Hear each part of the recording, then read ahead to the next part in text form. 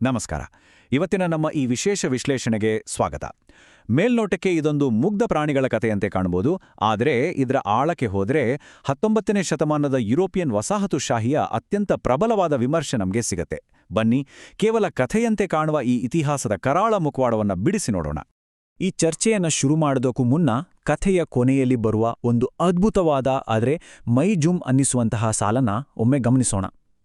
ಶಾಂತಿ ತುಂಬಾ ದುಬಾರಿಯಾದದ್ದು, ಆದರೆ ಆ ಬೆಲೆ ತೆರುವುದು ಖಂಡಿತ ಯೋಗ್ಯವಾಗಿದೆ. ಇದು ಬರೀ ಮಾತಲ್ಲ, ಇದು ನಮ್ಮ ಇಂದಿನ ಕಥೆಯ 3 ರೋಚಕ ಹಂತಗಳ ಪಯಣಕ್ಕೆ ಮುನ್ನುಡಿ. ಈ ಅದ್ಭುತ ನೀತಿಕಥೆಯನ್ನ ಬರೆದದ್ದು ಬೇರಾರೂ ಅಲ್ಲ, ಜೊಮೋ ಕೆನ್ಯಾಟ್ಟಾ ಅವರು.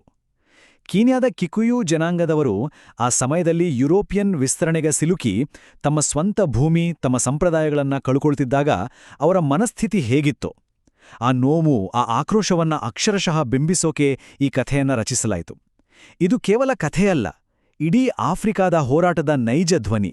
ಈಗ ಈ ಕಥೆಯನ್ನ ಡಿಕೋಡ್ ಮಾಡೋಕೆ ಒಂದು ಕೀಲಿಕೈ ಇಲ್ಲಿದೆ ನೋಡಿ. ಇಲ್ಲಿ ಬರೋ ಪಾತ್ರಗಳನ್ನ 19ನೇ ಶತಮಾನದ ಅಂತ್ಯದ ಐತಿಹಾಸಿಕ ವಾಸ್ತವಗಳಿಗೆ ಹೋಲಿಸಿ ನೋಡಿದಾಗ ಮಾತ್ರ ಅಸಲಿ ಚಿತ್ರಣ ಅರ್ಥ ಆಗುತ್ತೆ. ಇಲ್ಲಿನ ಮನುಷ್ಯ ಮೂಲ ಆಫ್ರಿಕನ್ನರನ್ನ ಪ್ರತಿನಿಧಿಸಿದ್ರೆ, ಕಾಡಿನ ಪ್ರಾಣಿಗಳು ಯುರೋಪಿಯನ್ ವಸಾಹತುಶಾಹಿಗಳನ್ನ, ಹಾಗೆ ಆ ಗುಡಿಸ್ಲು ಅಲ್ಲಿನ ನೈಸರ್ಗಿಕ ಸಂಪನ್ಮೂಲಗಳನ್ನ ಪ್ರತಿನಿಧಿಸುತ್ತೆ. ಎಂಥ ಅದ್ಭುತವಾದ ಹೋಲಿಕೆ ಅಲ್ವಾ? ಸರಿ, ಕಥೆಯ ಮೊದಲನೇ ಹಂತ ಶುರುವಾಗತ್ತೆ. ಇಲ್ಲಿ ಯಾವುದೇ ದೊಡ್ಡ ಯುದ್ಧವೋ ರಕ್ತಪಾತವೋ ನಡೆಯಲ್ಲ. ಬದಲಾಗಿ ಶುರುವಾಗೋದು ಒಂದು ಭಾರೀ ಗುಡುಗು ಮಿಂಚಿನ ಮಳೆಯಿಂದ. ಒಂದು ಸಣ್ಣ ವಿನಂತಿ, ಆಮೇಲೆ ಕಣ್ಣುಮುಚ್ಚಿ ತೆರೆಯೋದರೊಳಗೆ ನಡೆಯೋ ಒಂದು ಆಘಾತಕಾರಿ ದ್ರೋಹ. ಇಲ್ಲಿಂದಲೇ ಅಸಲಿ ಆಟ ಶುರು. ಏನಾಗುತ್ತೆ ಅಂದ್ರೆ, ಭಾರೀ ಮಳೆ ಬರ್ತಿರುತ್ತೆ. ಪಾಪ ಮನುಷ್ಯ ತನ್ನ ಸ್ನೇಹಿತನಾದ ಆನೆಗೆ ಕೇವಲ ಅದರ ಸೊಂಡಿಲನ್ನ ಮಾತ್ರ ಗುಡಿಸ್ತಿನ ಒಳಗೆ ಇಟ್ಕೊಳ್ಳೋಕೆ ದಯೆಯಿಂದ ಜಾಗ ಕೊಡ್ತಾನೆ. ಆದರೆ ಈ ಆನೆ ಏನ್ ಮಾಡುತ್ತೆ? ನಿಧಾನವಾಗಿ ತನ್ನ ಇಡೀ ದೇಹವನ್ನೇ ಒಳಗೆ ತೂರಿಸಿ ಜಾಗ ಕೊಟ್ಟ ಆ ಮನುಷ್ಯನನ್ನೇ ನಿರ್ದಯವಾಗಿ ಆ ಬಿರುಗಾಳಿಗೆ ಮಳೆಗ ಹೊರಗೆ ದಬ್ಬಿಬಿಡುತ್ತೆ. ಇದು ವಸಾಹತುಶಾಹಿಯ ಮೊದಲ ಹೆಜ್ಜೆ. ಇಲ್ಲಿ ನಾವು ಗಮನಿಸಬೇಕಾದ ಅತ್ಯಂತ ಪ್ರಮುಖವಾದ ಅಂಶ ಅಂದ್ರೆ, ಆನೆ ಈ ಆಕ್ರಮಣವನ್ನ ಹೇಗೆ ಸಮರ್ಥಿಸ್ಕೊಳ್ತೆ ಅನ್ನೋದು.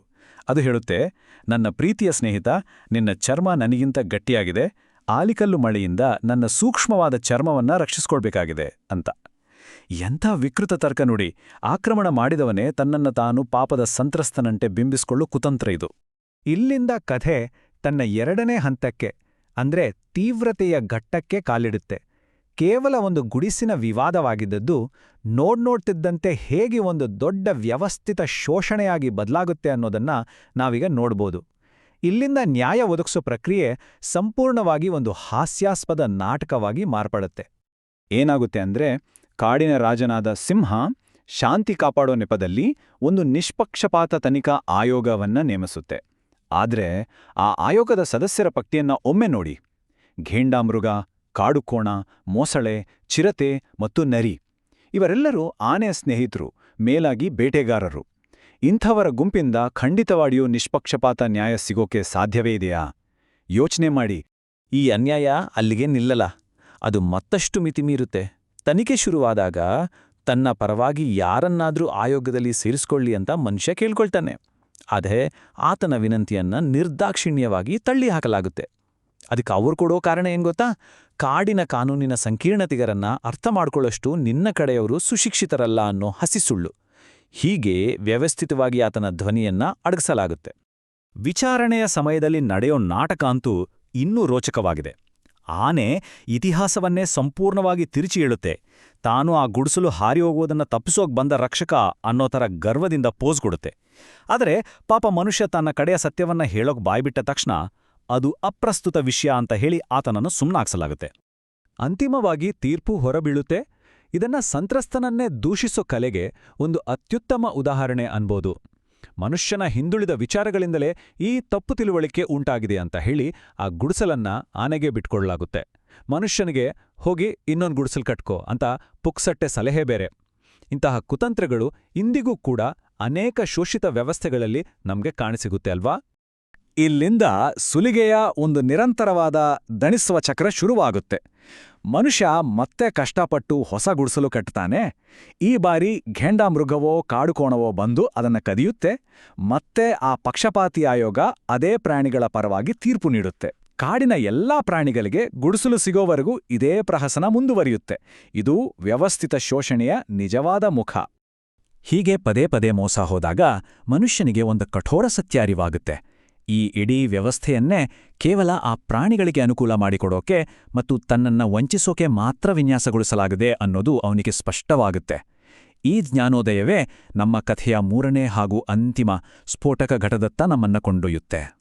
ಈ ಹಂತದಲ್ಲಿ ಒಂದು ಅದ್ಭುತವಾದ ಆಫ್ರಿಕನ್ ಗಾದೆ ಮಾತು ಬರುತ್ತೆ. ಭೂಮಿಯ ಮೇಲೆ ನಡೆಯುವ ಯಾವುದನ್ನಾದರೂ ಬಲೆಗೆ ಬೀಳಿಸಬಹುದು ಅಂತ. ಇದು ಕಥೆಯ ಅತ್ಯಂತ ಮಹತ್ವದ ತಿರುವು. ಜನರನ್ನ ಸ್ವಲ್ಪ ಕಾಲ ಮೂರ್ಖರನ್ನಾಗಿಸಬಹುದು, ಆದರೆ ಶಾಶ್ವತವಾಗಿ ಅಲ್ಲ ಅನ್ನೋದನ್ನ ಮನುಷ್ಯ ಅಂತಿಮವಾಗಿ ಅರ್ಥ ಮಾಡ್ಕೊಳ್ತಾನೆ ಮತ್ತು ತನ್ನ ಮುಂದಿನ ಹೆಜ್ಜೆಗೆ ತಯಾರಾಗ್ತಾನೆ.